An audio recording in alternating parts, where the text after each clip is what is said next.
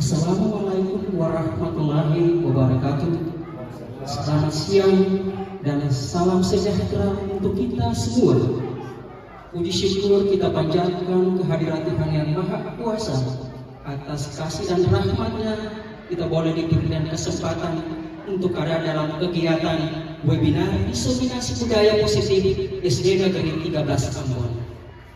Sekarang kita akan mendengarkan sambutan Kepala Sekolah SD Negeri 13 Ambon sekaligus membuka kegiatan webinar diseminasi budaya positif. Kepada Bapak, disilahkan.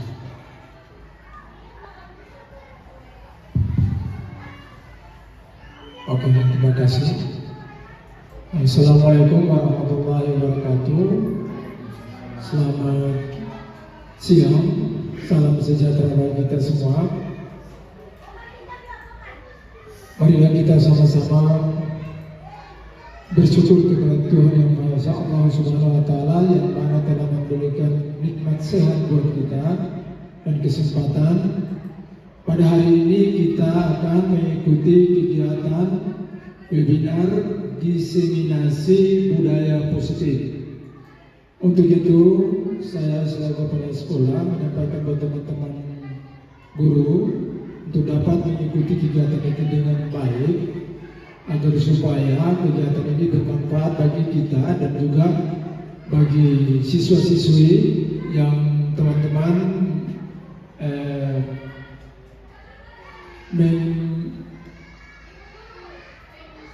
menyampaikan kepada siswa di kelas atau memberikan arahan, membiasakan siswa agar supaya ini kan juga diseminasi ini kan budaya positif. Budaya itu berarti kita melaksanakan setiap hari untuk siswa itu agar supaya dia atau siswa itu akan terbiasa di dalam melaksanakan kegiatan yang disampaikan oleh wali kelas maupun guru mata pelajaran di dalam kelas maupun di luar kelas, agar supaya mereka terbiasa dengan kegiatan-kegiatan tersebut. Saya di sini tidak berbicara banyak, hanya menyampaikan agar supaya teman-teman atau wali-wali kelas dan juga guru mata pelajaran agar fokus di dalam kegiatan ini agar bermanfaat bagi yang tadi saya sampaikan, bagi kita dan bagi siswa dan juga bagi lembaga SD Negeri 13 ini, supaya mereka terbiasa. Ya, apabila mungkin itu saja bisa kita sampaikan. Saya sampaikan, wabillahi taufiq wal hidayah. Wassalamualaikum warahmatullahi wabarakatuh. Dengan kegiatan ini maka saya buka dengan membaca Bismillahirrahmanirrahim. Kegiatan ini saya buka.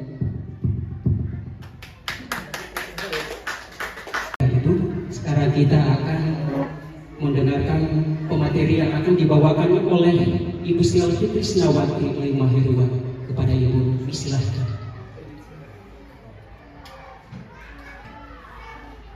Ya, selamat siang teman-teman semua, Bapak Kepala Sekolah yang saya hormati, dan rekan guru yang berbahagia di saat ini yang saya banggakan. Kita akan ada dalam kegiatan kita di saat ini, yaitu webinar diseminasi budaya positif yang akan kita terapkan di lembaga pendidikan kita SD Negeri 13 Ambon. Nah, sebelum kita memulai kegiatan, ada ice breaking sedikit yang akan saya lakukan untuk kita bersama. Kalau saya bilang tepuk fokus, langsung kakak dong semua pasti guru-guru sudah tahu toh? Siap. Atau tepuk hebat, Ale hebat, Beta hebat, Katong hebat, hebat. Bisa toh? Sama-sama ya? Tepuk hebat, Ale hebat, Beta hebat, kita hebat, hebat. Mau pakai kita semangat dulu. Mau pakai hebat dan mau pakai katong apa kita? Katong ya. Siap. Oke, kita akan masuk dengan materi kita di saat ini. Saya punya pertanyaan untuk Bapak Ibu. Yang pertama, apakah Bapak Ibu setuju bahwa pemberian hukuman dapat mendisiplinkan siswa? Jawab saja sesuai dengan kata hati nurani Bapak Ibu. Apakah pemberian hukuman dapat mendisiplinkan siswa? Tidak. Tidak. Baik. Ada yang lain? Ada yang lain? Pak Okto mungkin? Ya atau tidak? Ya. Baik, ada ya dan ada tidak. Baik, kita tampung saja nanti. Yang kedua, apakah pemberian hadiah dapat meningkatkan prestasi siswa? Ya. Ya. Ya ya. Ya. Baik. Kita yang berikut ketiga. Guru harus mampu memberikan solusi untuk setiap siswa yang bermasalah. Setuju atau tidak? Setuju. Baik. Yang keempat, apakah guru berperan sebagai teman? Guru itu berperan sebagai teman bagi siswa? Setuju atau tidak? Guru berperan sebagai teman bagi siswa. Setuju atau tidak? Ada yang setuju? Ada yang tidak? Pak Babang? Oh setuju. Ibu Nak? Oh setuju. Berarti hampir semua sama ya, setuju. Baik, kita lanjut. Kalau berbicara mengenai pikiran positif, ya mindset, apa itu budaya positif yang Bapak Ibu ketahui? Yang ada di pikiran Bapak Ibu, pikiran positif itu seperti apa? Atau budaya positif itu seperti apa? Kebiasaan yang baik. Apalagi yang Bapak Ibu tahu, yang Bapak Ibu setiap hari kita tuh lakukan akan, cuma katong belum mendalami akan. Di pikiran Bapak Ibu, selain kegiatan yang baik, kebiasaan. Baik, sekarang kita lihat. Budaya positif itu adalah perwujudan dari nilai-nilai atau keyakinan universal yang diterapkan di sekolah. Contoh, tanggung jawab, apalagi? Selain tanggung jawab, apalagi? Kerjasama, apalagi? Disiplin, kejujuran. Ya, itu adalah nilai-nilai universal yang sudah kita terapkan di sekolah. Namun sampai saat ini katong belum mendalami akang. Padahal katong sudah laksanakan akang setiap hari. Bahkan di penulisan laporan pendidikan pun kita sudah mengisinya. Kalau di kurikulum 2013 itu yang namanya kompetensi sosial, ya Kak? Oke, baik kita lanjut. Nah, seorang guru yang baik harus memiliki kemampuan dalam mewujudkan budaya positif di sekolah. Budaya positif tersebut dapat dijalankan dengan konsep-konsep inti, antara lain yang pertama, disiplin positif. Yang kedua, motivasi perilaku manusia. Yang ketiga, keyakinan kelas atau sekolah. Yang keempat, kebutuhan dasar manusia. Yang kelima, posisi kontrol restitusi. Dan yang keenam, segitiga restitusi. Sampai sini masih semangat? Baik, kita lanjut ya. Nah, cobalah secara bergandengan tangan, 2 orang, minta 2 orang, 2 orang berpasangan, lalu Bapak Ibu membayangkan, 1 orang ini membayangkan dia ada pegang benda yang paling berharga. Nah, teman yang satunya berusaha untuk mengambil benda itu dari tangan kamu. Mau dengan cara rampas kah, mau cara gili-gili kah, mau cara apa? Kamu jadi misalnya sama yang bertindak duluan, habis itu nanti bergantian ya. Membayangkan benda itu paling berharga yang akan direbut oleh teman kamu. Apakah kamu bersedia dengan cara bagaimana supaya tangan itu bisa dikasih ataupun tidak dikasih? Silakan membayangkan benda itu, yang tahu kan cuma Bapak Ibu. Silakan. Mulai ya. Membayangkan dengan teman di sekeliling kamu berpasangan. Membayangkan bahwa ada pegang benda yang paling berharga sekali. Dengan cara apa supaya benda itu bisa diambil?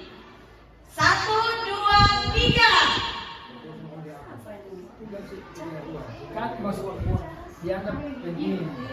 Ya. Iya. Bisa tidak? Bisa tidak mengambil barang itu? Saya tanya ke Ibu Su dan Ibu Na. Siapa yang duluan tadi? Ibu Naya. Nah, Ibu Su bisa mengambil barang yang sudah digenggam di tangan, digenggam oleh Ibu Na. Digenggam, satu orang digenggam, lalu satu orang genggam begini, lalu Ibu Su paksa untuk ambil. Bisa tidak? Nah, bisa tidak? Silakan. Coba bisa untuk mengambil barang yang diambil oleh Ibu Na tidak? Bisa tidak? Bisa. Baik. Nah, Ibu Wana juga bisa tidak ambil sesuatu barang yang diambil oleh Ibu Na? Baik. Nah, kenapa tidak bisa diambil?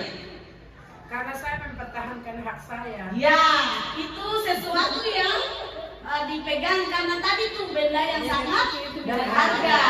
Nah, berarti itu kita punya posisi kontrol dalam diri kita bahwa tidak akan ada orang lain yang bisa mengambil barang milik kita ataupun dari diri kita sendiri yang akan membuka tangan kita supaya orang lain bisa mengambil. Berarti otomatis itu dari kita punya diri sendiri. Orang itu bisa ambil dan tidaknya itu ada dari dalam diri kita sendiri. Tidak bisa seenaknya orang lain mau datang ambil, ya toh? Jadi pasti dengan demikian ada pada diri kita sendiri, yaitu motivasi intrinsik.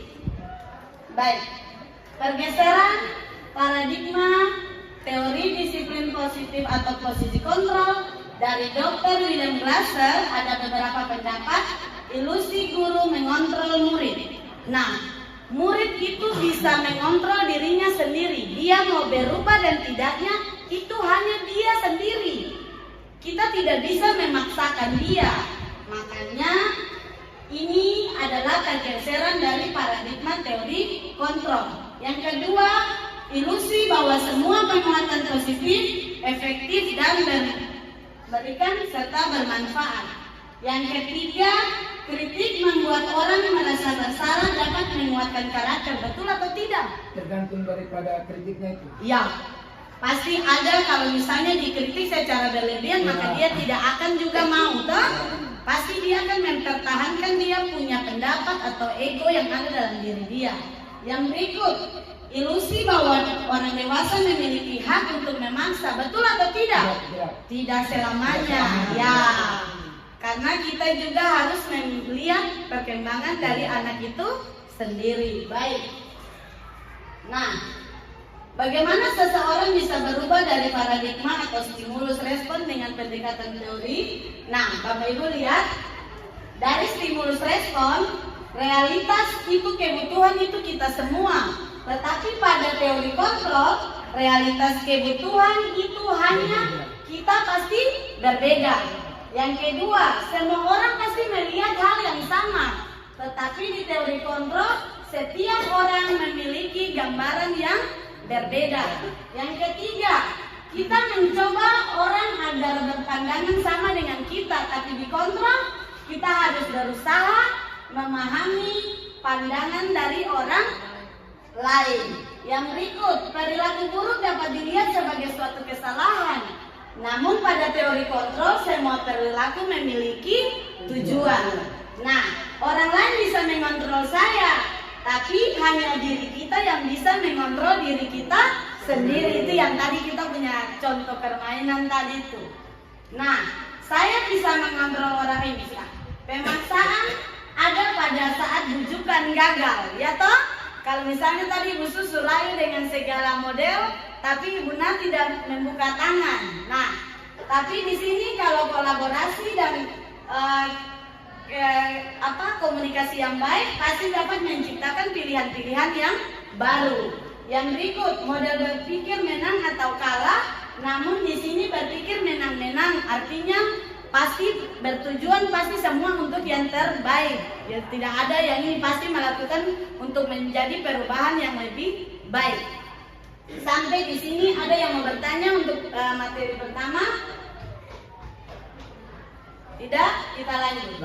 Disiplin positif. Disiplin positif itu merupakan suatu cara penerapan disiplin positif yang mengajarkan anak untuk bertanggung jawab dan menumbuhkan kesadaran diri berdasarkan nilai-nilai kebajikan yang tadi kita sudah jelaskan secara bersama-sama itu. Nilai-nilai yang sudah kita buat. Nah, disiplin positif itu dia lebih ke arah disiplin diri yang dapat mengontrol diri dalam melakukan segala tindakan yang tadi kita sudah bermain itu. Nah, yang berikut, disiplin diri dapat membuat murid memahami dan menyadari bahwa motivasi internal bukan akibat paksaan, ujian, ataupun hukuman. Nah, otomatis yang tadi memberikan penghargaan itu baik atau tidak. Nah, kalau belajar berarti itu baik atau tidak? Tidak toh, karena dia hanya fokus pada hadiah. Kalau tidak ada hadiah maka dia tidak akan berubah. Iya toh? Karena cuma ada dari motivasi internal. Kalau internal berarti dia mengubah dia diri sendiri. Kalau yang tadi ada hadiah, ada hukuman, berarti itu bukan dari diri tetapi dari eksternal, dari luar. Iya toh? Sampai sini sepaham? Paham. Baik, kita lanjut. Nah, ini nilai-nilai kebajikan. Nilai-nilai kebajikan kita ada pada dimensi profil pelajar Pancasila. Masih ingatkah kita tentang profil pelajar Pancasila? Masih. Yang pertama, beriman dan bertakwa kepada Tuhan Yang Maha Esa dan berakhlak mulia. Yang kedua, mandiri. Yang ketiga, berkebinekaan global. Yang keempat, ya, lanjut, kreatif dan bernalar kritis. Baik, semua ini pasti ketemu terapkan akan dalam ketumpung kehidupan sehari-hari. Apalagi kita sebagai guru wali kelas, banyak waktu yang kita akan bekerja sama dengan murid-murid kita di kelas. Bagaimana kita menerapkan nilai-nilai itu. Kita akan ada dalam motivasi perilaku manusia. Nah, ini motivasi yang pertama itu menghindari ketidaknyamanan, hukuman. Berarti pasti murid saya mau dapat hukum toh? Iya. Pasti murid pas melakukan kesalahan pasti dia bilang, ih, sing nyaman nih, ibu guru ini marah beta sing nyaman hari ini mesti suka belajar dengan tua. Pasti ada kesing. Iya. Bapak Ibu pernah temui di kelas kesing? Pasti. Yang kedua, mendapatkan imbalan penghargaan itu merupakan yang ketiga itu menghargai diri dan menjadi orang yang mereka inginkan. Nah, kalau dua ini yang Bapak Ibu terapkan di kelas, berarti itu dari motivasi apa? Yang ini nih, menghindari ketidaknyamanan atau hukuman dan mendapatkan imbalan. Berarti dari mana? Dari paksaan tadi. Dari apa? Luar apa dalam? Dari luar. Atau eksternal atau eksternal. Kalau yang menghargai diri dan menjadi yang mereka inginkan, berarti dari apa? Diri sendiri. Baik. Jadi Bapak Ibu sudah bisa memahami bahwa yang dua ini nih dari luar. Jadi mereka mau melakukan segala sesuatu menghindari dua ini nih, yang menghindari ketidaknyamanan atau hukuman dan mendapatkan imbalan atau penghargaan. Sedangkan kalau yang ketiga dia termasuk pada motivasi intrinsik. Nah, Bapak Ibu bisa lihat di tabel. Nah, ini ada identitas gagal dan identitas sukses. Nah, di situ sesuatu yang menyontek ini, misalnya dia mempraktekkan, misalnya dia gagal nih, dia menyontek dalam ulangan. Berarti itu identitas gagal toh? Iya toh? Kalau dia mau berhasil berarti dia pasti ada misalnya dia menyontek. Konsekuensinya kan pasti ada. Iya toh? Kalau dia menyontek pasti konsekuensinya apa? Dia nilai pasti guru potong. Iya toh? Atau ibu guru bilang, kamu nyontek, pasti ini tadi kamu nyontek, pasti ada dia punya konsekuensi yang ibu guru pasti kasih. Dia punya nilai kalau misalnya dapat 100, tidak bisa dapat 100 karena dia nyontek toh. Iya. Yang berikut saya akan bagikan ke Bapak Ibu supaya Bapak Ibu bisa baca secara ini, karena ada di Bapak Ibu, jangan sampai di depan terlalu kecil ya. Korban mendapatkan perilaku positif dan negatif atau agresif semakin meningkat, ya toh? Penguatannya hanya bertahan dalam jangka waktu yang pendek saja. Dia tidak berlaku jangka panjang, toh? Yang berikut berlaku hanya pada sebuah institusi dan tidak berlanjut pada kehidupan nyata. Itu adalah identitas gagal. Dia tidak mungkin mau melanjutkan perbuatan yang dia sudah lakukan. Iya toh? Sekarang, nah ini, Bapak Ibu perhatikan ini pengertian dari hukuman, konsekuensi, dan restitusi. Kalau hukuman itu tidak terencana, dia bersifat satu arah dan bisa merupakan hukuman fisik, psikis, dan atau kata-kata kasar.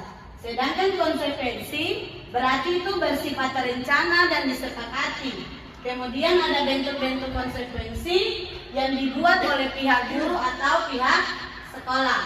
Sedangkan restitusi yaitu proses menciptakan kondisi bagi murid untuk memperbaiki kesalahan mereka sehingga mereka bisa kembali ke dalam kelompok mereka dengan karakter yang lebih kuat. Nah, sampai di sini ada yang mau bertanya untuk perilaku motivasi. Sekarang saya mau bertanya ke teman-teman. Ini hukuman atau konsekuensi? Kita lihat sama-sama. Mencatat 100 kali dalam buku kalimat, saya tidak akan terlambat lagi karena terlambat ke sekolah. Konsekuensi atau hukuman? Hukuman. Ya. Semua sepakat hukuman? Hukuman. Baik, yang kedua, lari mengelilingi lapangan basket 2 kali karena terlambat hadir di sekolah.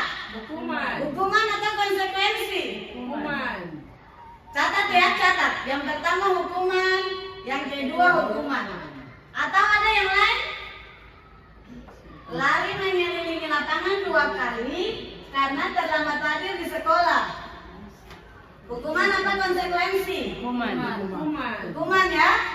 Catat baik-baik. Yang pertama Bapak Ibu bilang hukuman, yang kedua hukuman. Yang ketiga, membersihkan coretan yang dibuatnya di meja. Konsekuensi. Ada hukuman, ada konsekuensi. Berarti coba Bapak Ibu catat di situ. Beta tadi jawab apa? Konsekuensi apa hukuman? Siap ya? Yang berikut, murid diminta push up 15 kali karena tidak menggunakan masker ke sekolah. Hukuman apa konsekuensi? Hukuman. Itu konsekuensi. Catat masing-masing saja. Nanti kita lihat. Karena tidak menggunakan masker. Ini, murid diminta untuk push up 15 kali karena tidak menggunakan masker ke sekolah. Hukuman apa konsekuensi? Hukuman. Karena push up. Konsekuensi satu ya, nomor 1 tadi. Hukuman. Hukuman apa konsekuensi? Hukuman. Baik, kita lanjut. Berdiri di depan kelas sambil mengangkat kaki 1 karena tidak bisa menjawab pertanyaan. Konsekuensi apa hukuman? Hukuman apa konsekuensi? Bisa konsekuensi. Ya pilih satu. Konsekuensi apa hukuman? Hukuman. Berdiri di depan kelas. Hukuman. Siap. Yang berikut, membersihkan WC karena merusak pensil teman. Hukuman apa konsekuensi? Konsekuensi. Ya, jawab ya. Oke, lanjut. Lari lapangan karena terlambat 10 menit saat pelajaran PJOK. Konsekuensi apa hukuman? Bisa itu konsekuensi. Konsekuensi ya. Kalau konsekuensi itu berarti ketika Siap. Siap ya. Kita lihat jawabannya.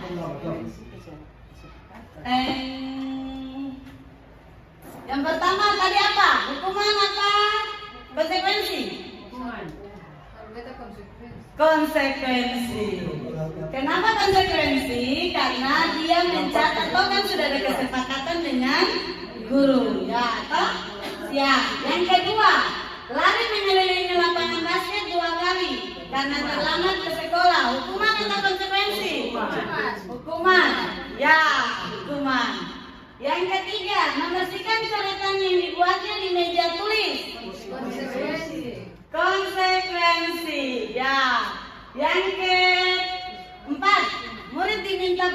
15 kali karena tidak pakai masker. Hukuman. Ya. Yang berikut, berdiri di depan kelas mengangkat kaki satu karena tidak bisa menjawab pertanyaan. Konsekuensi. Betul, konsekuensi itu hukuman. Yang berikut, membersihkan WC karena merusak barang milik teman atau pensil milik teman. Konsekuensi. Konsekuensi Hukuman. hukuman. Ya, yang berikut. Yang berikut, lari keliling lapangan adalah konsekuensi. Konsekuensi toh karena ada kesepakatan dengan guru. Kalau misalnya terlambat lewat dari 10 menit, konsekuensinya dia harus lari mengelilingi lapangan. Jadi beda antara hukuman dan konsekuensi. Kalau hukuman dia bersifat satu arah, guru yang langsung. Sedangkan kalau konsekuensi itu ada ya kesepakatan antara ya. Berikut, kita lanjut ya. Nah ini dihukum oleh penghargaan. Nah, yang tadi teman-teman sudah bilang penghargaan, berikan penghargaan itu bisa juga dengan penghargaan atau memberikan penghargaan bisa dia masuk untuk jangka pendek, karena dengan jangka pendek tapi itu dia tidak berlaku untuk jangka panjang. Kalau jangka pendek maka dia hanya berputar waktu di kelas itu saja. Tapi kalau untuk jangka panjang tidak mungkin, toh? Ya. Dia hanya diberlaku di kelas itu saja penghargaan itu. Kalau misalnya supinnya di kelas lain lagi, dia tidak berlaku. Jadi itu bisa tetapi hanya dalam jangka pendek. Nah, penghargaan itu tidak efektif. Kenapa tidak efektif? Karena kalau misalnya guru mengiming-imingkan imbalan atau penghargaan, maka anak itu dia tidak fokus untuk segala sesuatu lagi. Dia hanya fokus ke penghargaan itu saja. Kenapa? Bapak Ibu coba bayangkan saja kalau misalnya Bapak Ibu mau bikin lomba nih. Kalau Bapak Ibu iming-imingkan penghargaan, pasti anak itu dia pikiran hanya kemana? Penghargaan. Tapi kalau tidak ada penghargaan, dia tidak akan ini lagi. Dia cuma fokus ke itu. Jadi penghargaan itu dia tidak efektif. Nah, yang berikut, penghargaan mengurangi ketepatan. Yang tadi saya bilang, kalau misalnya teman-teman, ibu suka sifat dia nih penghargaan ke dia, orang lain yang dapat, yang padahal dia mesti dapat, dia tidak dapat, tepat atau tidak? Tidak atau tidak efektif toh? Karena pasti dia bilang ini ibu guru cuma pilih dia saja, iya toh, iya pilih kasih. Yang berikut, mengurangi kualitas tidak? Pasti mengurangi kualitas karena dia punya titik fokus hanya ke penghargaan. Dia punya prestasi tidak ada. Yang berikut, mematikan kreativitas kesering. Kalau misalnya dia cuma iming-iming ke penghargaan, maka dia pun kreativitas dalam diri dia membangkitkan akan lagi. Dia cuma fokus pada saat lomba atau pada saat kasih penghargaan saja. Selanjutnya dia tidak fokus lagi. Dia hanya fokus untuk penghargaan pada saat itu saja. Tapi pada selanjutnya, pemalas ibu guru juga kasih hadiah. Iya toh? Nah, yang berikut, menghukum tidak? Penghargaan itu menghukum tidak? Ya, menghukum toh? Nah, yang berikut, itu merupakan motivasi dalam diri atau tidak? Bukan toh? Bukan. Ya, kenapa? Karena dia pasti dari orang lain. Dia fokus ke segala sesuatu yang akan didapatkan. Nah, baik. Kita akan berpindah ke keyakinan kelas. Tapi sebelum kita pindah ke keyakinan kelas, ada yang mau bertanya? Katong Pak Asbreaking dulu. Tepuk hebat. Ale hebat. Beta hebat. Katong hebat. Hebat. Ulang, kayaknya sih semangat. Tepuk hebat. Ale hebat. Beta hebat. Katong hebat. Hebat. Tepuk semangat.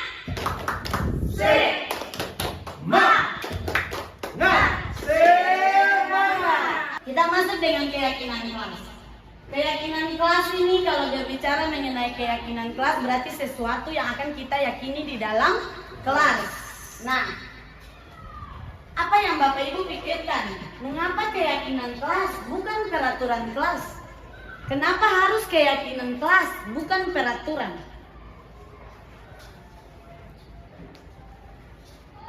Kenapa harus keyakinan, bukan peraturan? Karena keyakinan itu berasal dari dalam diri, sementara peraturan itu untuk semua. Aturan untuk semua. Ada yang lain pendapat? Okto? Kalau diyakini berarti secara keyakinan kelas. Berarti kalau bicara kelas berarti ada di dalam ya, kelas. antara guru dan siswa. Kalau peraturan Peraturan itu berarti yang sudah dibuat. dibuat oleh satu orang. Baik, sudah dapat. Jadi kalau keyakinan kelas itu antara guru dan siswa yang disepakati secara bersama-sama. Kalau peraturan itu yang dibuat dari guru atau sekolah. Iya toh, satu arah. Jadi peraturan, oh kamu tidak boleh masuk terlambat. Itu peraturan. Tapi kalau diyakini ya masuk kelas tidak boleh terlambat, ya toh? Atau masuk kelas tepat waktu. Berarti itu ada kesepakatan atau yang kesepakatan antara guru dan siswa yang diyakini secara bersama-sama. Baik, kita lanjut. Nah ini peraturan keyakinan kelas. Bapak Ibu jawab. Mengapa kita memiliki peraturan tentang penggunaan helm saat mengendarai kendaraan roda 2? Itu peraturan apa keyakinan? Itu peraturan. Tapi Bapak Ibu yakini tidak? Yakin toh? Bapak Ibu laksanakan toh? Ya. Itu satu peraturan, tetapi diyakini bahwa katong harus menggunakan helm saat berkendara. Yang kedua, mengapa kita memiliki peraturan penggunaan masker dan mencuci tangan setiap saat? Itu keyakinan apa peraturan? Itu keyakinan. Keyakinan. Karena kalau kita meyakini bahwa kita harus menjaga apa? Kesehatan. Baik. Kalau yang pertama tentang apa? Keselamatan. Ya. Baik, berarti Bapak Ibu sudah bisa membayangkan bahwa nilai-nilai universal kita yang pertama yaitu keselamatan. Yang kedua, kesehatan. Baik. Ada juga yang pertama bisa disiplin, tidak toh? Disiplin menggunakan helm, ya toh? Nah, sekarang Bapak Ibu perhatikan. Untuk membuat keyakinan sekolah atau kelas, keyakinan kelas itu dibuat berdasarkan kesepakatan antara guru dan siswa yang bersifat universal. Yang kedua, peraturan biasanya dibuat oleh guru bersifat satu arah. Jadi yang tadi itu, apa itu keyakinan? Keyakinan kelas itu dibuat antara kesepakatan antara guru dan siswa yang bersifat universal. Sedangkan kalau peraturan hanya dibuat oleh guru dan dia bersifat satu arah, itu yang tadi. Lanjut. Nah ini kita akan mengetahui cara pembuatan prosedur atau keyakinan kelas di kelas kita masing-masing. Nah yang pertama itu mempersilahkan warga sekolah atau siswa mencurahkan ide tentang peraturan yang akan disepakati. Jadi Bapak Ibu berikan kesempatan ke siswa untuk memberikan mereka kesempatan bahwa mereka tahu peraturan-peraturan apa yang ada di sekolah. Nah setelah itu Bapak Ibu suruh mereka mencatat, lalu mereka menempelnya di depan kelas. Kemudian kalau misalnya ada kalimat negatif, misalnya tidak boleh masuk terlambat, maka kalimat itu harus diganti dengan kalimat positif, yaitu misalnya masuk sekolah tepat waktu. Tidak boleh ada kata negatif. Jadi tidak boleh, tidak boleh tidak datang terlambat. Pokoknya tidak boleh ada kalimat positif. Misalnya tidak membuang sampah sembarangan. Tidak boleh ada kata tidak, karena dia mengandung kata negatif. Jadi harus dirubah menjadi kalimat positif. Yang berikut, tinjau curahan pendapat. Jadi misalnya kalau sudah membuang sampah pada tempatnya, berarti itu nilai kebajikan apa? membuang sampah pada tempatnya. Nilai kebajikan apa yang kita dapat di situ? Iya, kebersihan. Tetapi yang tadi itu, kalau ada sampah di dalam kelas berarti dia mengakibatkan apa? Nah, berarti nilai kebajikannya adalah kesehatan.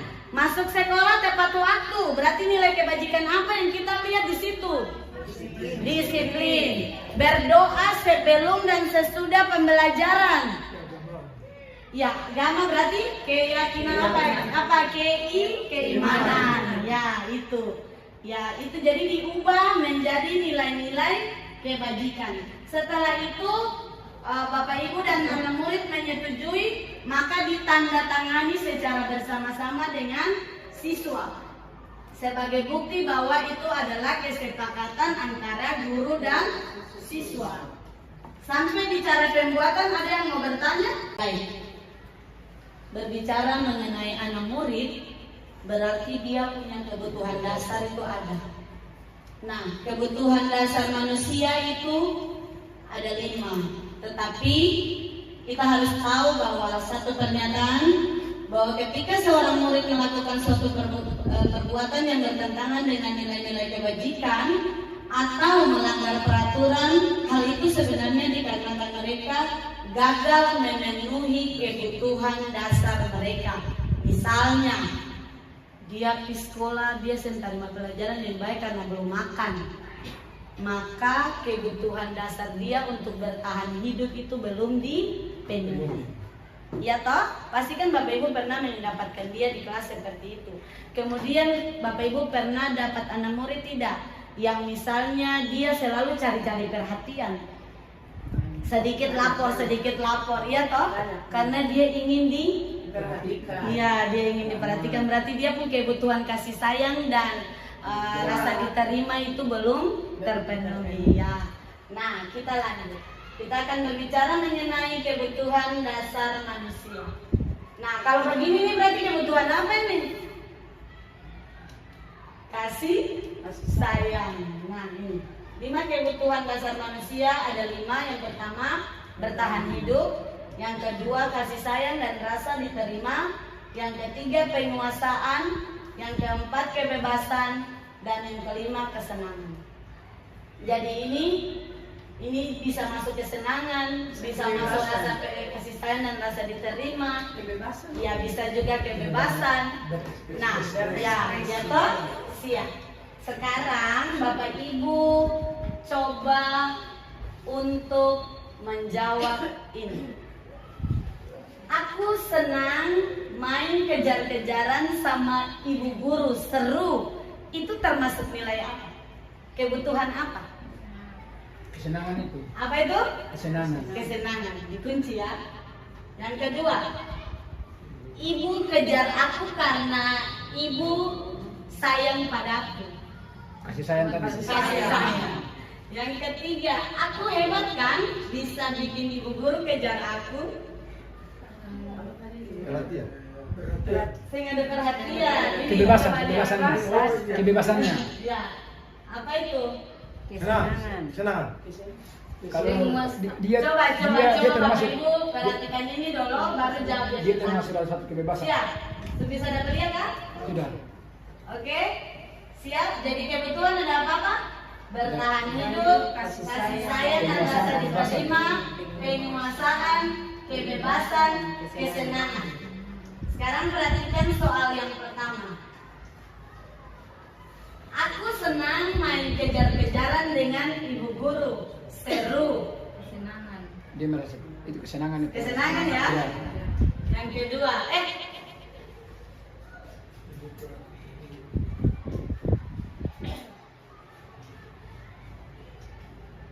Betul waktu.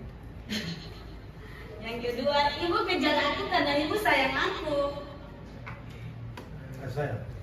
Kasih sayang ya. Yang ketiga, aku hebat kan bisa bikin ibu guru kejar aku. Kesenangan. Dia rasa senang tuh. Oh, jadi kesenangan dua. Iya. Yang pertama senang, yang kedua juga ketiga juga senang. Iya, karena dia rasa hebat, dia rasa happy, dia rasa senang tuh. Bebas. Atau dia Oh iya bebas. Kalau yang pertama nih apa? Senang. Kesenangan. Kesenangan. Betul. Kesenangan apa kebebasan? Itu senang. Bebas, bebas. Dia merasa bebas. Aku senang Kebebasan. main Kejar-kejaran dari senang. Jadi dia merasa bebas. Dia bebas. Iya kebebasan. Yang kedua, Iya. ibu kejar aku karena ibu sayang aku. Sayang kesenangan. Kasih sayang. Yang ketiga, aku hebat kan bisa bikin ibu kejar aku. Kebebasan itu. Kebebasan. Yang ketiga, aku bosan belajar mewarnai terus. Berarti yang keempat yang aku bosan itu kan dia termasuk dalam dia mau bebas. Dia semua Berarti ini bebas. Iya. Ya bebas. Ini bebas ya. Yang ini Itu kesenangan. penguasaan. Ya? Ya. Aku hebat kan. Iya, pengusaha. Penguasaan. Ya ada yang penguasaan, ada yang apa? Apa? Aku hebat. Ini apa? Penguasaan. Yang ini kasih sayang, yang ini kesenangan. Iya. Iya toh? Kesenangan apa kebebasan? Yang ini bebas tadi, sejak separuh. Yang ibu Su ini apa? Kesenangan.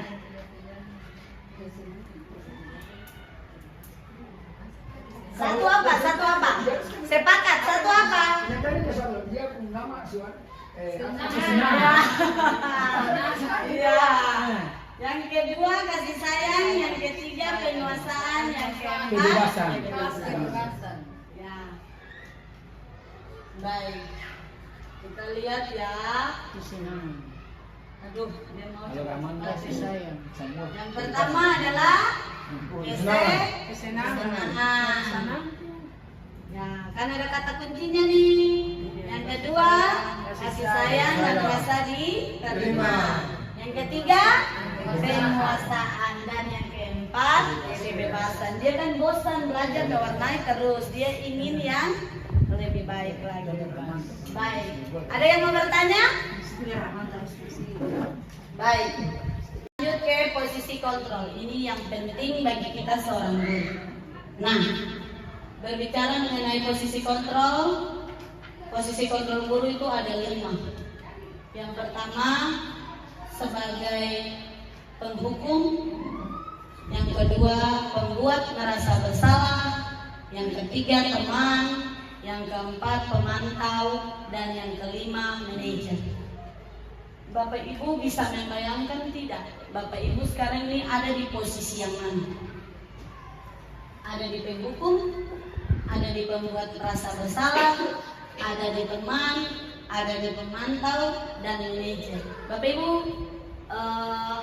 memposisikan diri Bapak Ibu saat ini ada di posisi yang mana? Kalau sebagai seorang guru ya beta rasa melekat di Bukan seorang guru, tapi beta minta pribadi, Oh, pribadi pribadi. masing-masing. Pak Babang ada di posisi yang mana? Bukan untuk seorang guru atau untuk apa ini? Tidak, untuk sekarang ini. Sekarang ini Pak Babang sebagai guru, tetapi posisi Pak Babang ada di yang mana? Oke, apakah ini bisa pilih di antara dia lebih dari satu? Bisa lebih dari satu. Pak Babang ada di posisi yang mana? Kalau secara pribadi ya Sebagai teman. untuk ke 5 bisa termasuk. Iya, tapi pilih satu yang salah paling satu. dominan di dalam diri Pak Babang saat ini. Ya nomor 3. Nomor 3 teman. Ya. Ada yang lain lagi? Ada yang ada di penghukum? Jangan deh. Ada yang ada di penghukum? Dari Pak Dai di posisi mana? 3 dan 5. 3 dan 5. Ya, siap. Pak Dai 3 dan 5. Ibu Ani ada di posisi mana? 3 teman. 3 teman. Ibu Su ada di posisi mana? 3. Ibu Na ada di posisi mana? 3. Ibu Anti? 3. Ibu Ona? 3. Pak Otto? 3 dan 4 teman. Dan teman. Ibu Lani? 3 dan 5. Baik, semuanya saya kunci dulu posisi Bapak Ibu. Nanti sebentar kita pelajari, baru Bapak Ibu mengetahui posisi mana yang sebenarnya saya harus ada di situ. Nah, kita lihat ya. Bapak Ibu akan melihat video ini. Ini Bapak Ibu ada di posisi sebagai teman ya.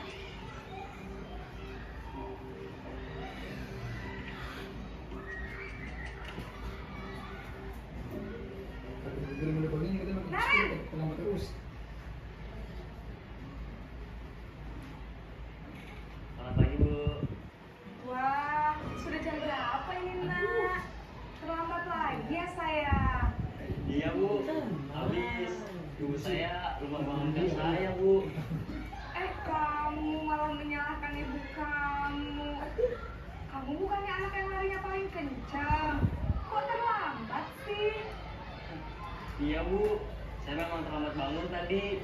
Jadi, biarpun saya lari kencang, tetap gak kekejar, Bu. Ya sudah sana. Nanti lain kali larinya lebih kencang lagi ya. Biar gak terlambat lagi. Bikin seneng ibu. Demi ibu. Bisa kan? Bisa lah, Bu. Ya sudah sana masuk kelas. Ibu beresin urusan absen kamu.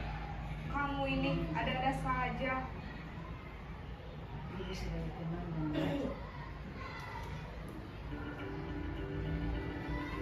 Sekarang ada di posisi penghukum. Kira-kira siapa ya? Naren!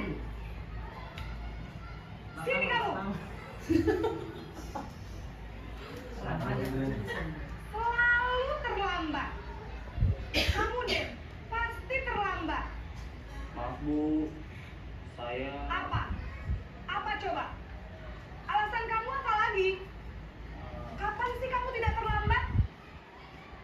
Malas sekali ya kamu jadi anak. Saya... Dasar pemalas. Gak kapok-kapok sih kamu. Sudah berapa kali terlambat? Sana, kamu keliling lapangan basket 2 kali. Kenapa saya harus ke lapangan basket, Bu? Kenapa? Kamu melawan ibu. Berani-beraninya jawab. Sudah terlambat, masih berani jawab pula. Sekarang, keliling lapangan basket 5 kali sekalian. Biar kapok. Cepat. Pergi sana ke lapangan basket.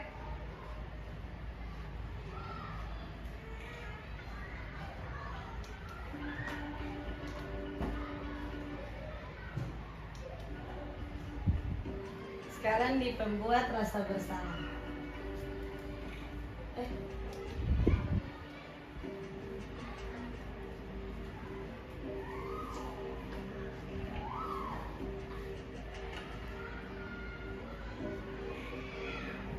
Naren!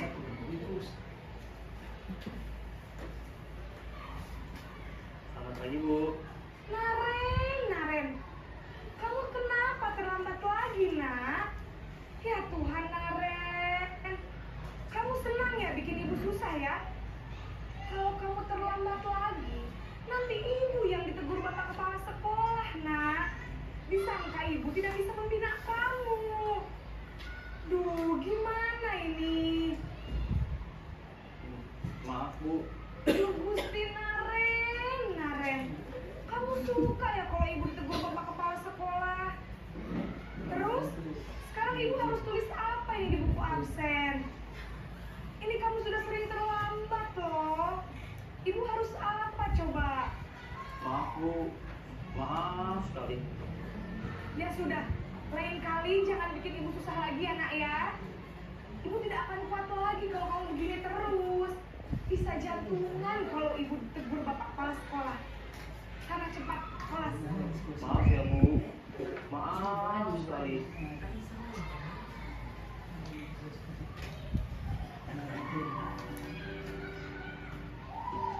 Sebagai pemantau. Yang tadi Pak Okto pilih ya? Iya. Aku pantau saya. Pantau. Naren! Nyari sebusan. Selamat pagi, Bu. Naren, apa peraturan sekolah kita tentang jam berapa kita harus masuk sekolah, nak? Kita harus di sekolah jam 7, Bu. Iya betul, sekarang sudah jam 7.20. Naren sudah tahu konsekuensinya jika terlambat hadir. Paham, Bu. Saya harus tinggal kelas pas jam istirahat selama 20 menit. Iya benar, konsekuensinya demikian. Jadi nanti jam 9.30 pas istirahat, kamu harus tinggal di kelas, kerjakan tugas tambahan untuk ketertinggalan kamu, ya? Baik, Bu. Ini posisi manajer. Yang dipilih oleh Pak Gai dan Ibu Lani ya. Nah, dari yang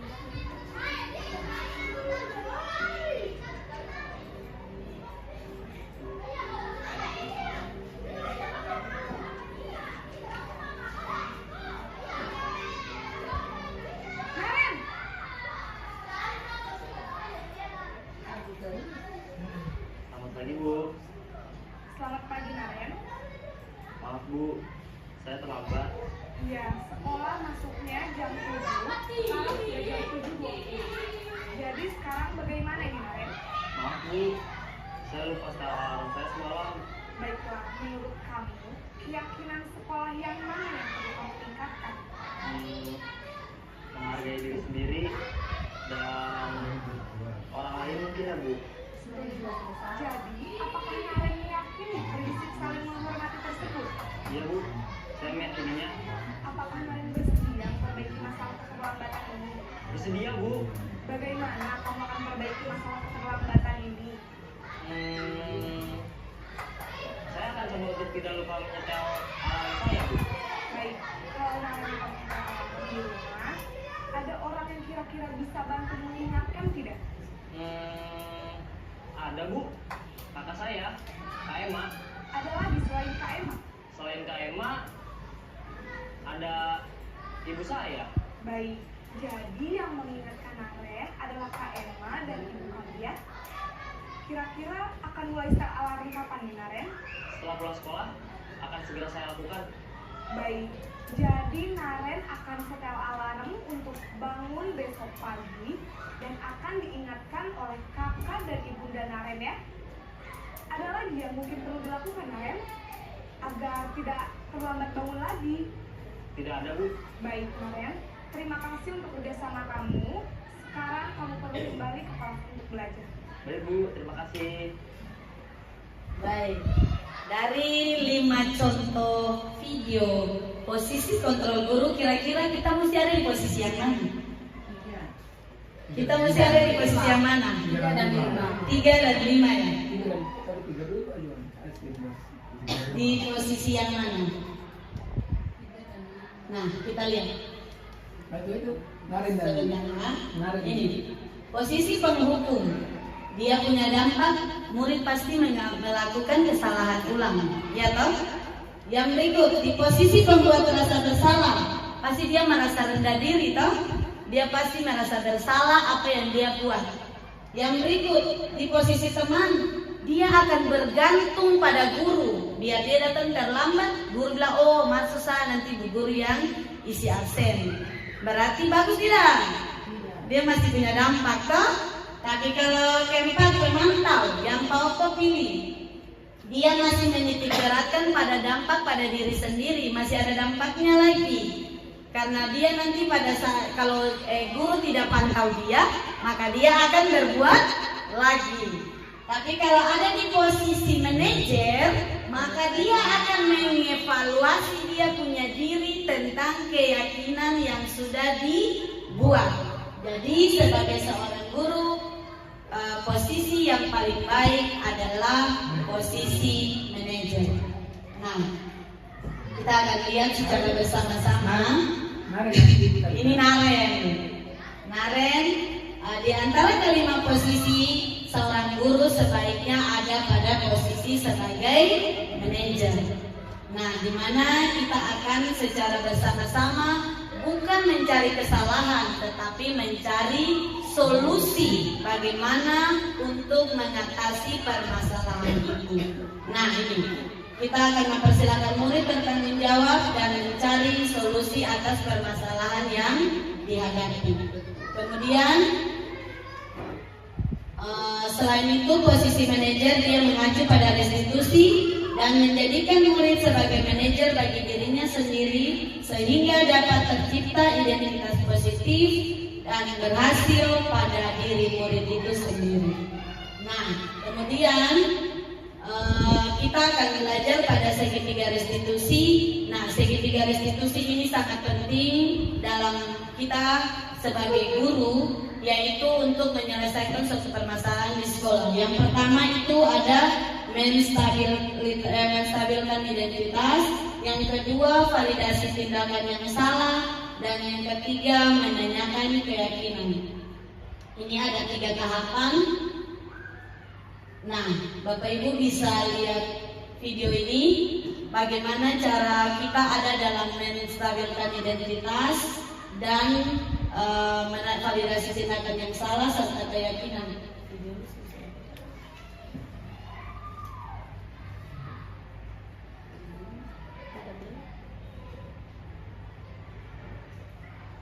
Iya, Kak.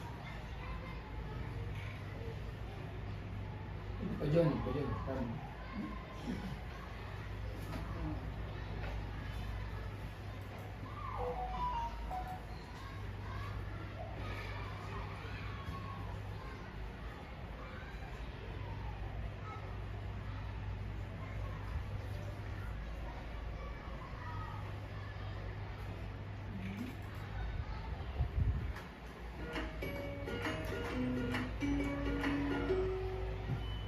Salam dan bahagia, IP3 restitusi adalah suatu proses menjadi suatu kebiasaan hina.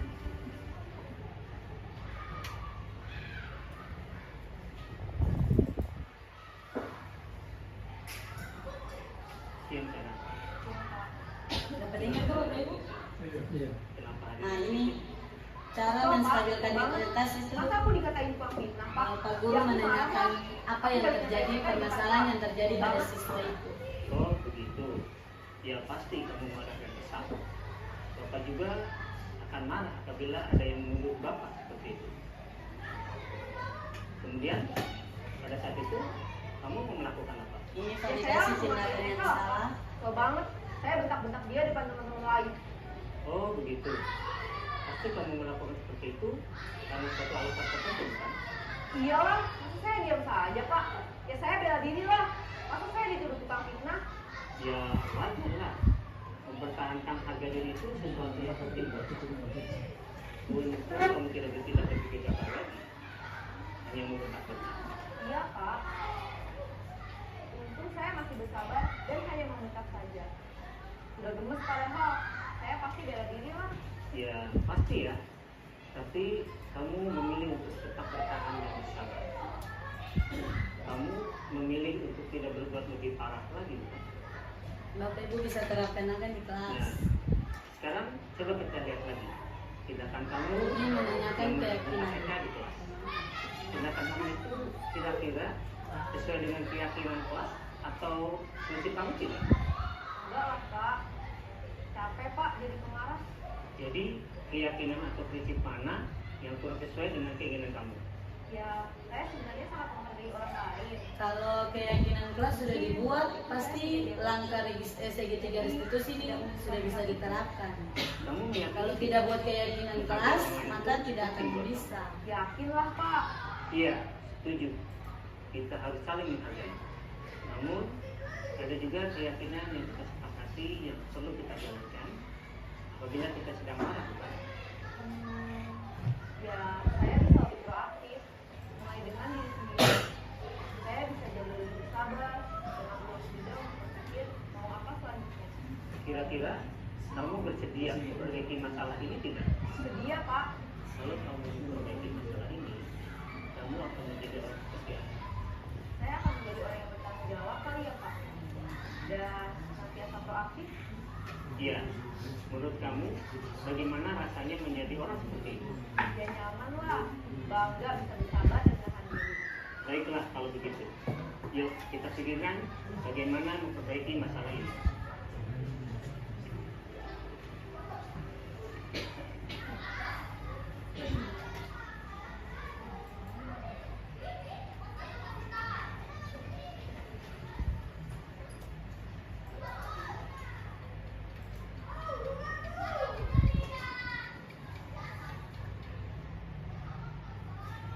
Baik. 3 tahapan restitusi. Yang pertama, menstabilkan identitas. Menstabilkan identitas itu di mana kita dilakukan berdasarkan prinsip bahwa membuat kesalahan adalah bagian dari proses pembelajaran yang nantinya akan menggeser identitas gagal menjadi identitas sukses. Nah, yang berikut pada menstabilkan identitas itu berbuat salah itu adalah sesuatu hal yang manusiawi, di mana tidak ada manusia yang pasti yang tidak sempurna. Pasti semua orang itu dia pernah melakukan suatu kesalahan, baik guru maupun siswa. Yang kedua, kita pasti bisa menyelesaikan permasalahan ini. Ini yang bisa Bapak Ibu terapkan pada tahapan menstabilkan identitas. Yang terakhir, Bapak Ibu tidak tertarik ingin mencari tahu siapa yang benar, siapa yang salah. Yang Bapak Ibu bisa tertarik yaitu dalam menyelesaikan suatu permasalahan. Kalau kamu menyalahkan dirimu sendiri terus-menerus, apakah itu bersikap baik pada dirimu sendiri atau tidak? Ini yang bisa Bapak Ibu terapkan pada tahapan menstabilkan identitas. Yang berikut, pada tahapan validasi tindakan yang salah, itu dilakukan berdasarkan prinsip bahwa setiap perilaku berupaya memenuhi suatu kebutuhan tertentu, sehingga guru atau orang tua akan bergeser dari pemikiran stimulus respon menjadi proaktif, serta akan lebih mengenali dan mengakui kebutuhan murid atau anak itu. Yang tadi Bapak Ibu sudah lihat itu ada 5 kebutuhan dasar anak. Kalau misalnya dia sering di kelas mungkin lapar, beribut, kan pasti dia tidak bisa menerima pelajaran dengan baik. Nah Bapak Ibu, sehingga ataupun dia datang terlambat karena tidak sarapan dari rumah, mesti tunggu dia mama buat sarapan dulu. Nah itu kita harus mengetahui dulu apa yang tindakan-tindakan apa yang mengakibatkan sehingga anak itu dia terlambat ke sekolah. Yang berikut, pada tahapan validasi tindakan yang salah itu ada 3 hal yang harus Bapak Ibu bisa utarakan sebagai kalimat pembuka, yaitu kamu pasti punya alasan mengapa kamu melakukannya. Yang kedua, apa yang penting bagi kamu tetap berusaha menjaga sikap itu atau tambahkan sikap yang lain yang baru dibuat. Kemudian maukah kamu belajar cara lain untuk dapat kamu butuhkan tanpa harus memukul. Misalnya kalau misalnya itu dia ada tindakan perkelahian di dalam kelas. Nah, kita akan mengetahui alasan sehingga murid itu dia melakukan hal tersebut. Dan yang terakhir, menanyakan keyakinan dilakukan dengan berbagai pertanyaan-pertanyaan murid yang memunculkan motivasi yang secara intrinsik yang berasal dari dalam diri murid itu sendiri, serta mampu mengaitkannya dengan keyakinan-keyakinan kelas yang sudah kita buat dengan tindakan yang salah itu. Kemudian ini cara-cara untuk kita menanyakan keyakinan, ada apa nilai yang kita percaya di kelas atau keyakinan kelas yang sudah kita buat, terus nilai-nilai apa yang telah disepakati, kelas ideal yang seperti apa yang kalian inginkan, dan apa yang ingin kamu rasakan ketika kamu melakukan hal itu. Misalnya dia datang terlambat tuh apa yang dia rasakan, pastikan dia punya perasaan sendiri ada untuk dia melakukan itu. Nah, mungkin itu dari saya yang bisa saya berbagi kepada teman-teman. Kurang lebihnya saya mohon maaf. Terima kasih teman-teman. Mungkin ada pertanyaan dari teman-teman, dipersilakan terkait 2 materi terakhir, yaitu posisi kontrol dan CG3 restitusi.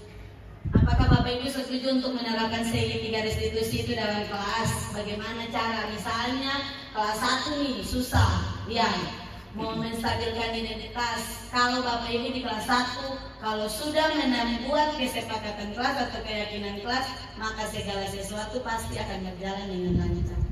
Nah, untuk itu seluruh awal tahun ajaran yang harus kita buat pertama itu keyakinan kelas, supaya mengetahui potensi, minat, apa yang diinginkan oleh anak murid itu dia untuk berjalan selama 1 tahun itu dia terlaksana. Itu mungkin dari saya, kurang dan lebihnya saya mengucapkan terima kasih. Assalamualaikum warahmatullahi wabarakatuh. Selamat sore untuk kita semua. Shalom.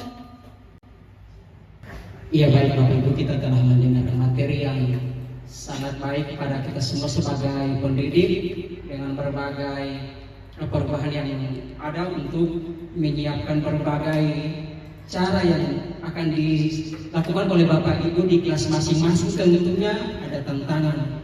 Untuk itu sesi berikut kita masuk dalam sesi tanya jawab. Bagi Bapak Ibu yang ingin bertanya dari materi pertama maupun materi terakhir, disilahkan.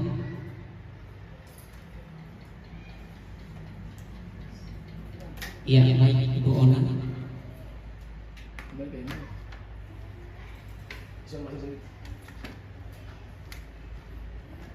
Oke, terima kasih atas kesempatan yang diberikan. Sesuai dengan materi yang disampaikan oleh Ibu Evi tadi sangat menarik.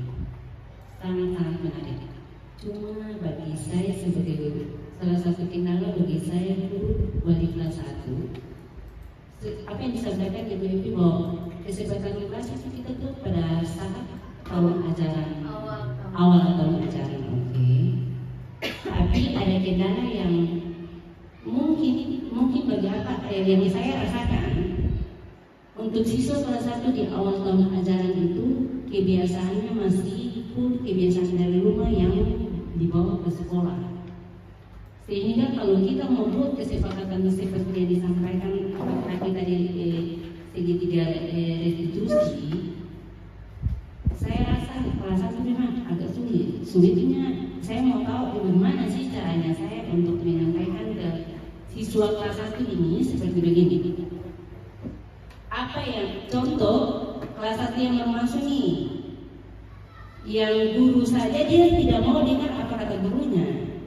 Karena dia belum paham, dia belum bisa bedakan mana ini lingkungan sekolah, mana ini lingkungan rumah. Karena kebiasaan itu dia bawa dari rumah. Nanti setelah waktu berjalan 1, 2 atau sampai 3 minggu hingga 1 bulan ke depan, baru mungkin kesepakatan itu bisa saya buat. Tapi saya masih ada kesulitan kalau kesepakatan itu saya buat di awal tahun ajaran. Yang bisa saya buat di awal tahun ajaran cuma bisa untuk kelas 1 itu bagaimana saya melihat dia punya kemampuan dan kebiasaan yang biasa dia bawa dari rumah. Nah, jadi mungkin di sini saya minta Ibu Evi mungkin dikasih sedikit pengalaman bagi saya bagaimana cara menerapkan untuk siswa yang kelas 1 di awal tahun ajaran ini. Terima kasih. Baik, terima kasih Bu Ona.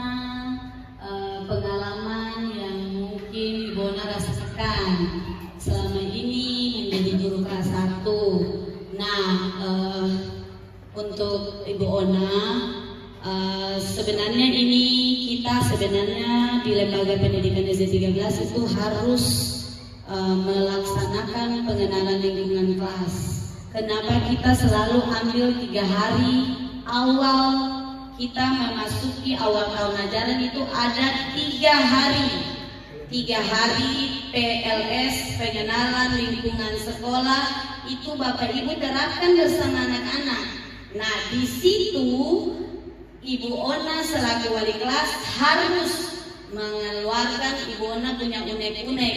Anak-anak mau kelas yang seperti apa, mau ibu guru yang seperti apa, mau pembelajaran yang kita belajar nanti seperti apa. Nah, pasti kan anak-anak dia tahu, dia kan waktu dia belum tahu baca, belum tahu tulis, tapi ibu guru beta mau kelas yang begini kan pasti anak kelas 1 itu dia lebih lihai. Itu dia punya keunikan sendiri, pasti anak kelas 1 itu ada. Jangankan kelas 1, yang anak TK saja pasti dia melihat, ibu guru kita mau kelas yang seperti ini, yang menarik, belajarnya seperti ini, mau belajar, ibu guru bila perlu kasih pajang video, pajang ini, pasti kan anak-anak lebih suka. Nah, di situ yang nanti Bapak Ibu bisa mengetahui tingkat anak punya kemauan itu seperti apa. Nah, lalu yang kedua, dari situ Bapak Ibu bisa langsung ambil gambar-gambar yang menarik yang bisa dibuat menjadi keyakinan kelas. Nah, di situ langsung Ibu Ona sudah bisa rangkum tuh, sudah bisa langsung 2 kegiatan jalan sekaligus. Anak-anak mau idealnya seperti apa, guru yang bagaimana, kemudian kelasnya yang seperti apa. Selanjutnya dari gambar-gambar itu bisa langsung menerapkan keyakinan yang akan diterapkan di kelas itu. Misalnya ada gambar kelas kotor dengan kelas bersih. Nah, di situ kan pasti anak-anak saya mau kelas kotor. Pasti sama ibu guru kelas kotor nanti banyak penyakit. Pasti kita pilih yang kelas yang bersih. Kemudian cara berpakaian, satu pakaiannya di luar, yang satu rapi. Pasti anak-anak mau pilih yang mana. Di situ kan anak-anak tanpa membaca, tanpa menulis, anak-anak sudah bisa memilah mana yang baik dan mana yang buruk. Yang berikut, saling dengan guru. Yang masuk kelas seenaknya, gambar yang masuk kelas seenaknya tanpa saling dengan guru, itu kan bisa dibuat.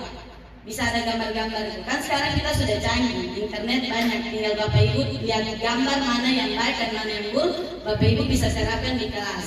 Kemudian untuk pemecahan masalah, kan kebanyakan kan anak ini semua ini kan dia tidak sama. Anak karakter anak itu dia beda-beda.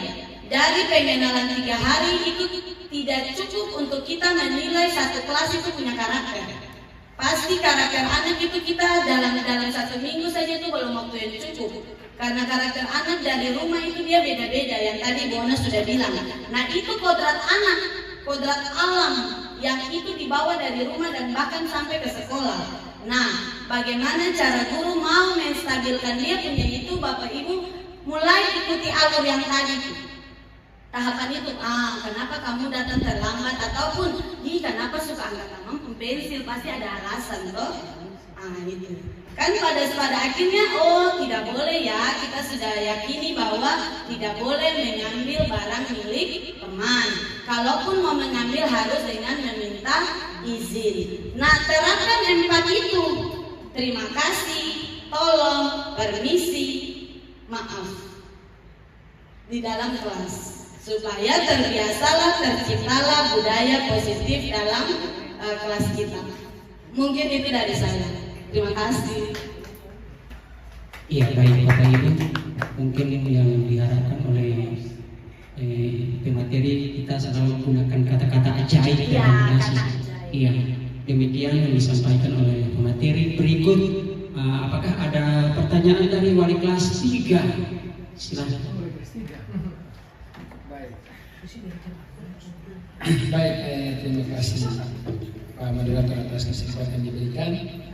Di sini kita saya sampaikan pertanyaan, atau kita cuma kasih saran. Untuk katong mau bikin kesepakatan kelas untuk kelas tersebut, tapi kelas 1 sampai kelas 6. Beta rasa atau mulai dari katong wali kelas di kelas masing-masing. Bagaimana katong mau bikin kesepakatan kelas sementara ya dalam kata kasarnya saja, sisa sesuatu dalam kelas atau belum ada dalam kelas. Bagaimana kesepakatan kelas itu mau bikin? Karena kesepakatan kelas itu kalau bikin apabila kalau ada di dalam kelas sebelum siswa datang. Karena tadi itu yang tadi di video tadi, ya dia mau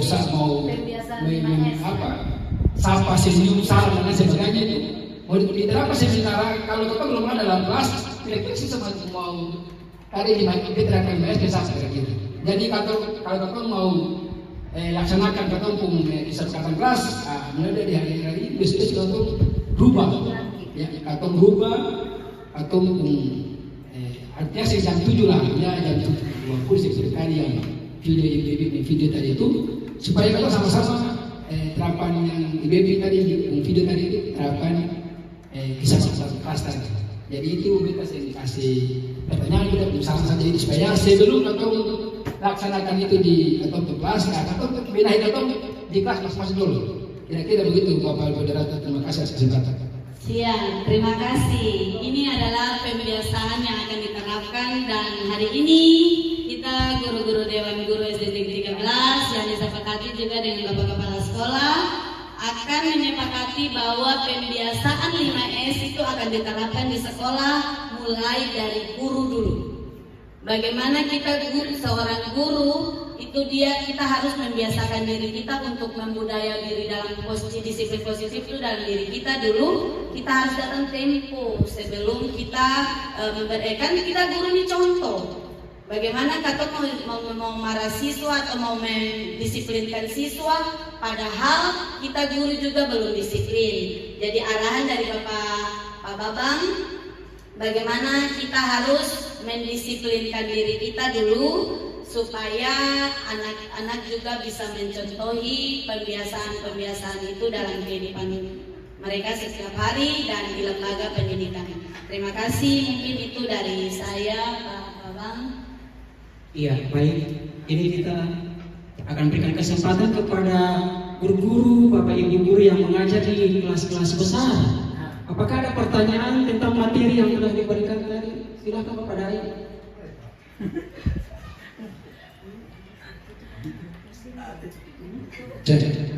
Terima kasih Pak Moderator. Saya mau bertanya tentang keyakinan tadi yang kita buat. Iya. Kita ketahui bersama bahwa siswa kelas atas itu, terutama yang laki-laki, Di dalam tas bukan saja ada buku dan pena, tapi ada bola. Salah satu bentuk keyakinan yang kita harus buat, contoh misalnya, itu siswa dilarang bermain bola di kelas.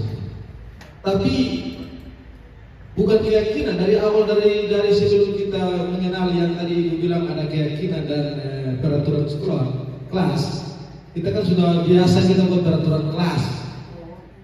Awal kita belum mengenal keyakinan, kita sudah buat peraturan kelas dulu. Peraturan, salah satu peraturan kelas itu kan memang kita sudah buat bahwa siswa silakan main bola dalam kelas. Tapi tetap akan terjadi siswa akan main bola. Saya mau tanya ini, apabila kita sudah buat keyakinan kelas, contoh misalnya ada siswa yang melanggar, kira-kira apa saja lah? Salah satunya tadi main bola. Kira-kira tindakan-tindakan apa yang kita harus buat? Begitu.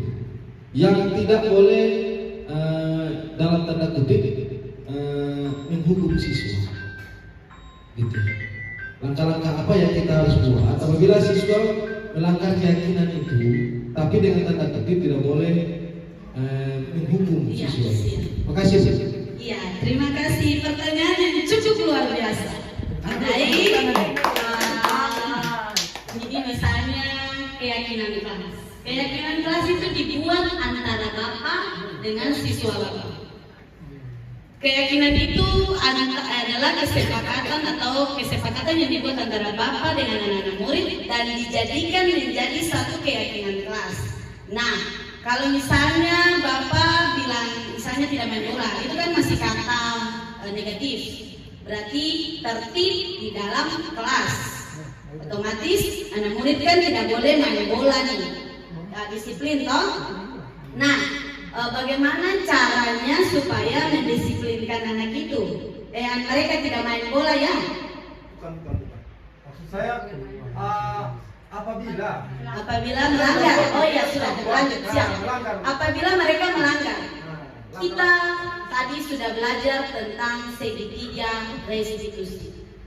Nah, bagaimana Bapak menerapkan 3 langkah itu? Yang pertama, menstabilkan identitas.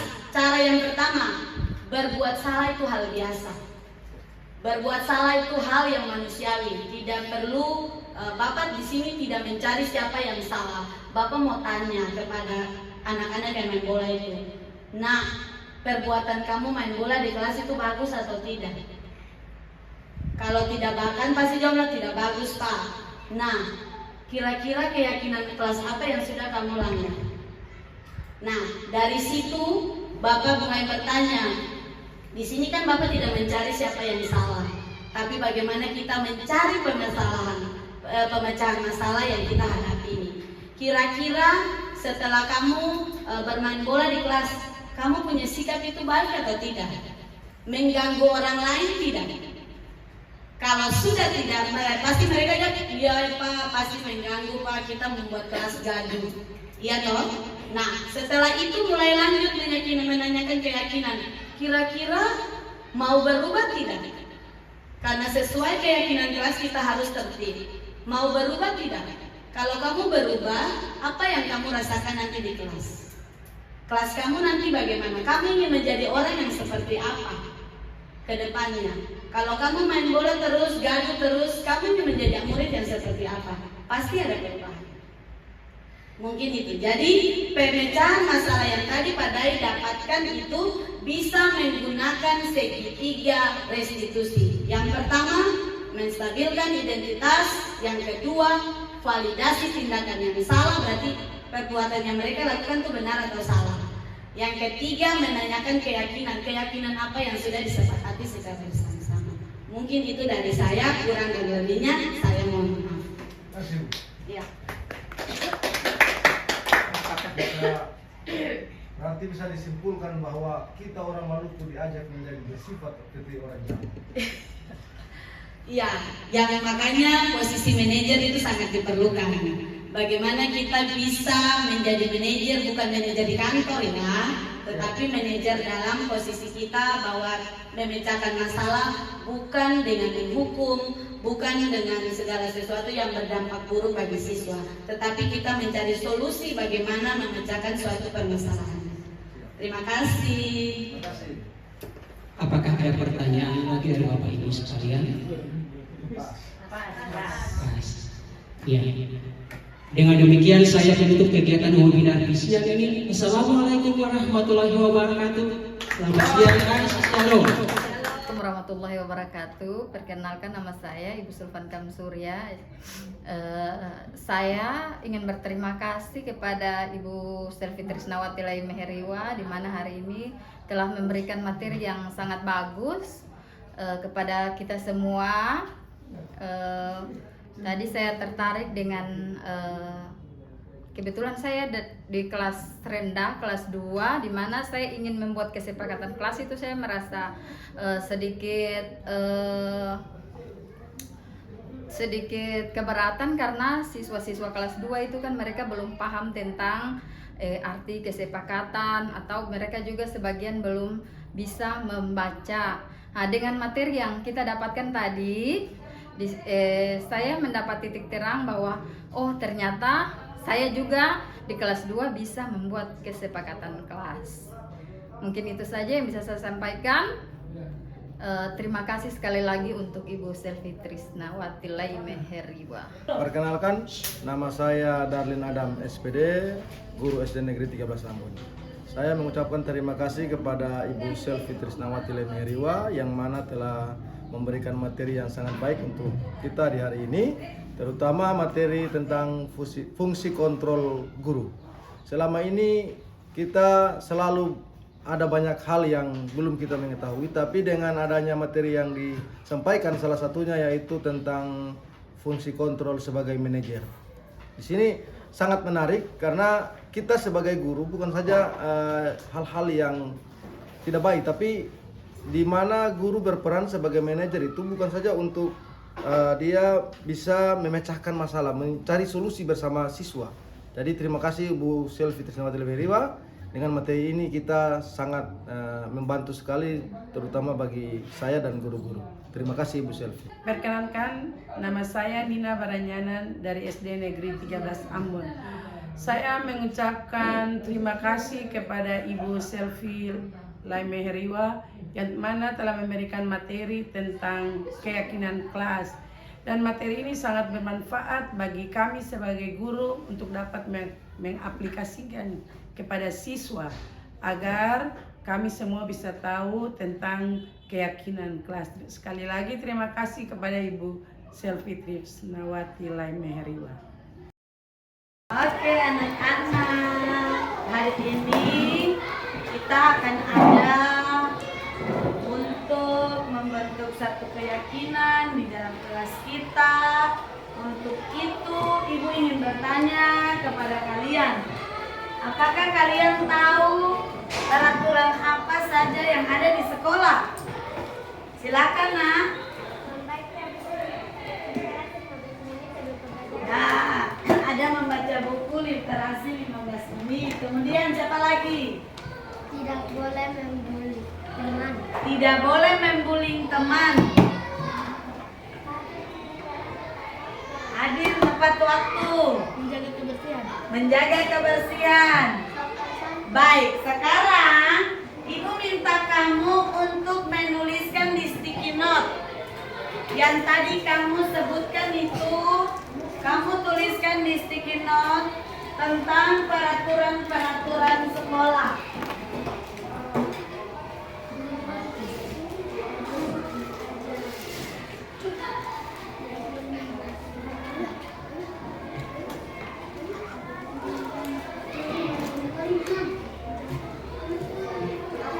Silakan nak, kamu tulis peraturan sekolah yang tadi kamu tuangkan di dalam satu lembar pertama. Satu lembar pertama masing-masing satu saja yang kamu tulis di situ. Masing-masing satu saja. Tulis peraturan sekolah. Misalnya tadi Silvana tulis apa itu, langsung maju tempel di depan. Yang sudah langsung maju tulis tempel di depan. Salah satu, masing-masing satu pelaturan saja. Satu pelaturan sekolah. Silakan kamu tulis masing-masing satu pelaturan saja. Iya, satu saja. Kamu tulis saja banyak-banyak yang kamu tahu, yang kamu tulis. Biar sama atau apa, tetap kamu tulis satu pelaturan saja.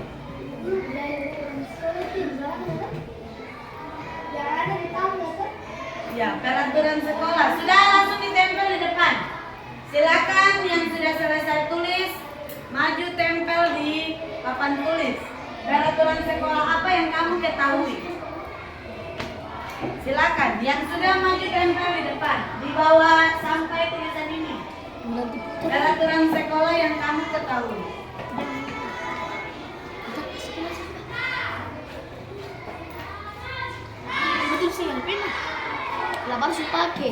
Baik.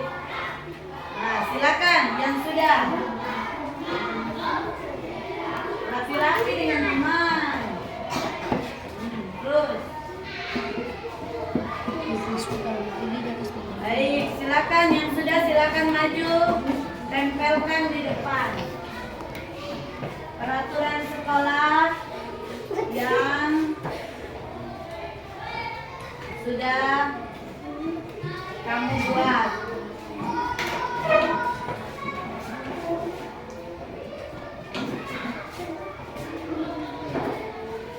Baik.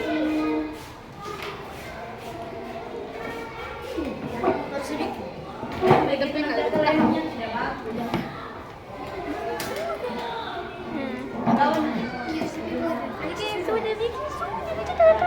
Silakan. Ada lagi yang belum? Semua sudah?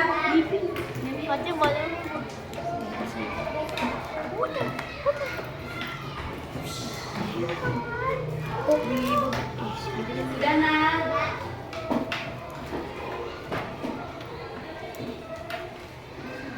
Jangan kesal. Mari mendapat mereka.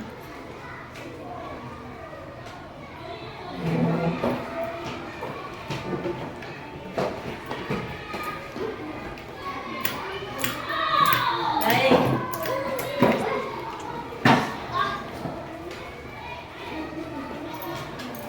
Baik, kita akan lihat sama-sama ya. Peraturan sekolah yang pertama, tidak membuli teman. Di kedua, hadir di sekolah tepat waktu. Ibu tulis di sini ya. Yang ketiga, membaca buku literasi 15 menit. Yang berikut, aktif dalam kegiatan pembelajaran. Yang berikut, jangan membuang sampah sembarangan. Yang berikut, tidak boleh membuli teman. Ibu tulis di sini ya, Pak.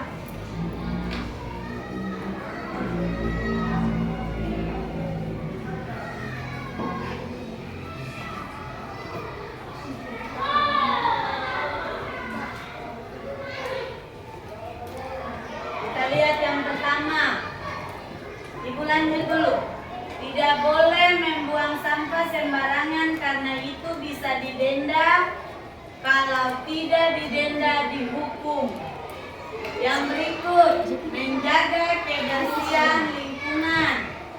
Yang berikut, membaca doa sebelum dan sesudah belajar. Datang ke sekolah tepat waktu dan menjaga kebersihan. Yang berikut, aktif dalam kegiatan pembelajaran. Ini lagi sama, literasi 15 menit sebelum pembelajaran dimulai. Yang berikut, menjaga kebersihan. Yang berikut, sopan santun. Yang berikut, ada literasi lagi. Berarti kita ambil yang pertama itu, ini apa ini tadi? Tidak boleh terlambat ya. Hadir di sekolah tepat waktu. Hadir di sekolah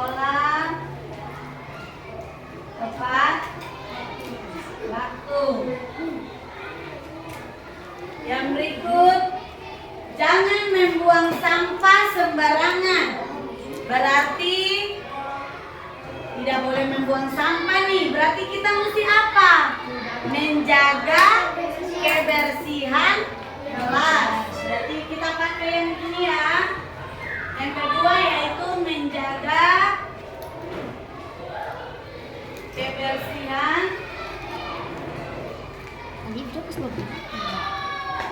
kelas. Tadi ibu ada lihat nah, kita harus berdoa sebelum dan sesudah pembelajaran. Berarti itu dia maksud di yang mana? Yang kedua atau ketiga? Berarti yang di kedua dulu ya. Ibu hapus dulu. Ini jadinya ketiga ya? Atau ini betul menjaga kebersihan dulu? Menjaga kebersihan ketiga.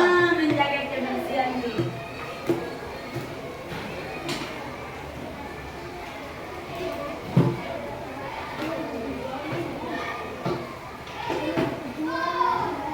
Menjaga kebersihan kelas berarti yang pertama seorang piket harus membersihkan kelas lebih dulu ya. Baru nanti kamu di kelas harus tetap menjaga kebersihan. Yang ketiga, berdoa sebelum dan sesudah pembelajaran.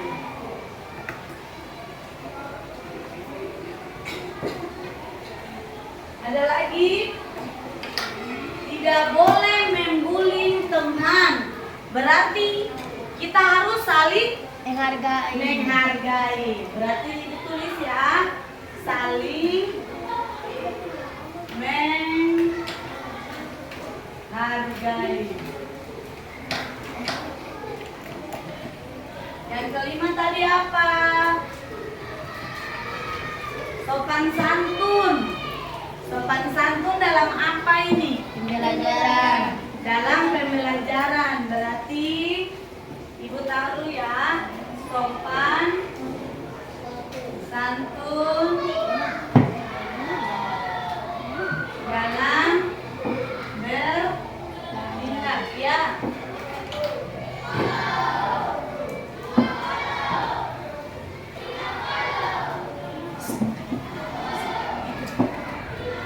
Baik. Baik, kita sudah punya 5 ya. Kita sudah punya 5 kalimat positif. Yang pertama apa itu? Hadirnya sekolah tepat waktu. Yang kedua, menjaga kebersihan kelas. Berdoa sebelum dan sesudah pembelajaran. Yang keempat, saling menghargai. Yang kelima, sopan santun. Ya, sopan santun dalam bertindak. Nah, anak-anak sekalian, kita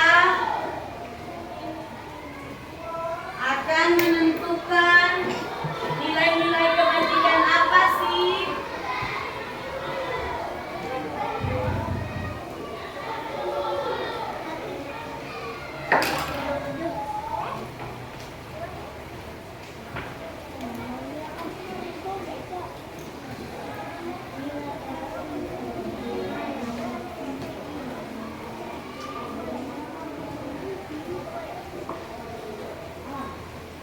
Baik, nilai kebajikan apa yang akan kita tanamkan dalam kelas kita?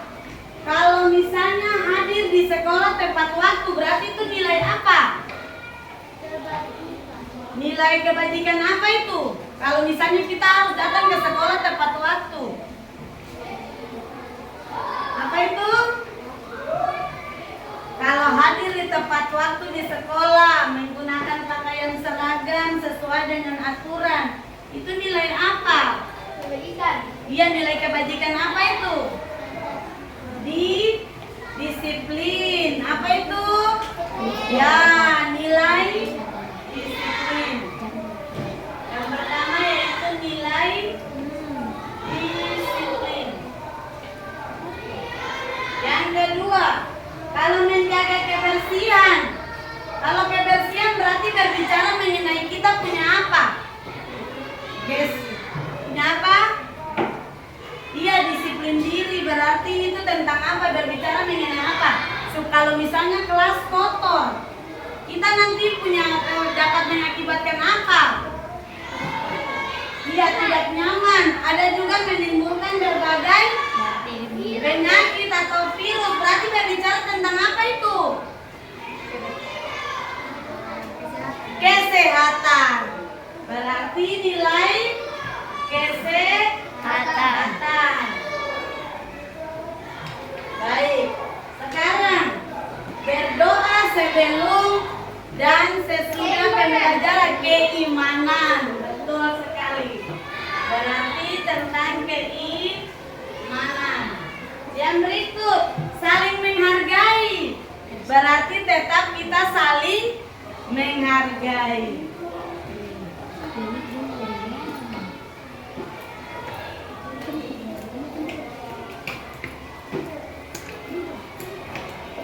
Sopan santun. Ya, berarti tetap juga ada di saling menghargai. Berarti ada berapa nilai kebajikan yang kita peroleh? 4. Ada berapa? 4. Apa-apa itu? Nilai disiplin, kesehatan, keimanan, saling menghargai. Berarti kita sudah punya keyakinan kelas. Ada berapa ini? Ada 5. Yang pertama apa itu? Hadir di sekolah tepat waktu. Yang kedua? Menjaga kebersihan kelas. Yang ketiga? Berdoa sebelum dan sesudah pembelajaran. Yang kelima? Saling menghargai. Yang keenam? Sopan santun dan dalam bertindak. Nah, nilai-nilai kebajikan apa yang kita peroleh? Nilai disiplin, kesehatan, keimanan, saling menghargai. Baik, berarti kita sudah punya nilai-nilai yang harus diterapkan di dalam kelas sesuai dengan keyakinan kelas yang sudah kita sepakati bersama. Ibu lupa satu ya, ada aktivitas aktif dalam pembelajaran ya? Ya. Berarti Ibu tambah di sini ya. Aktif dalam pembelajaran. Baik. Berarti tetap saling menghargai. Berarti di sini nilai apa? Keaktifan ya.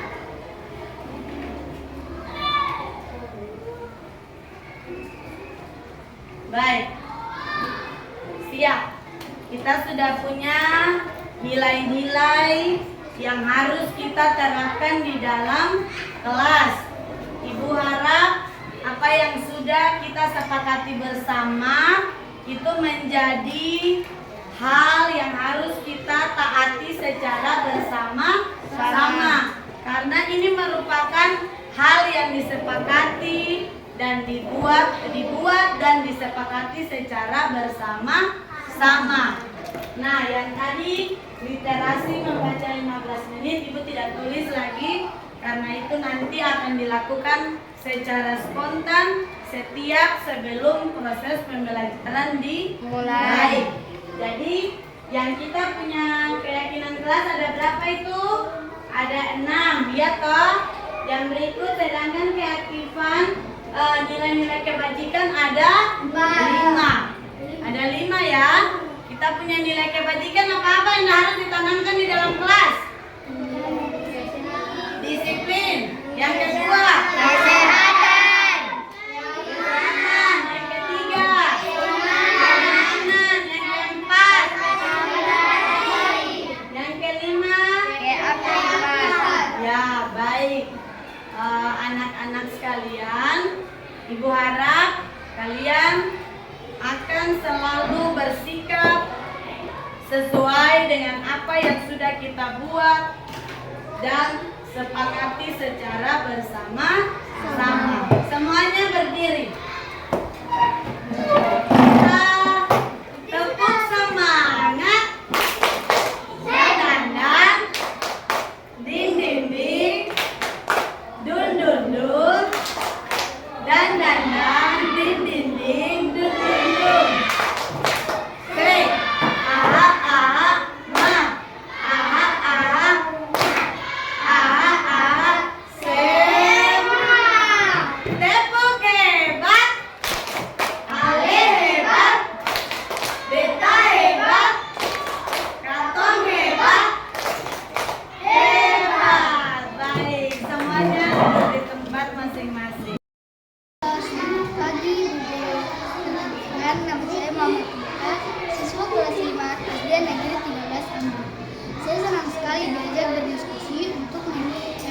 keyakinan kelas. Kami diajak untuk menuliskan peraturan-peraturan yang ada di sekolah kami. Setelah itu, kami membuat dan menyepakati bersama untuk menjadi keyakinan kelas dengan menggunakan kalimat-kalimat positif. Kemudian, kami membuat nilai kebajikan yang akan kami terapkan di dalam kelas kami.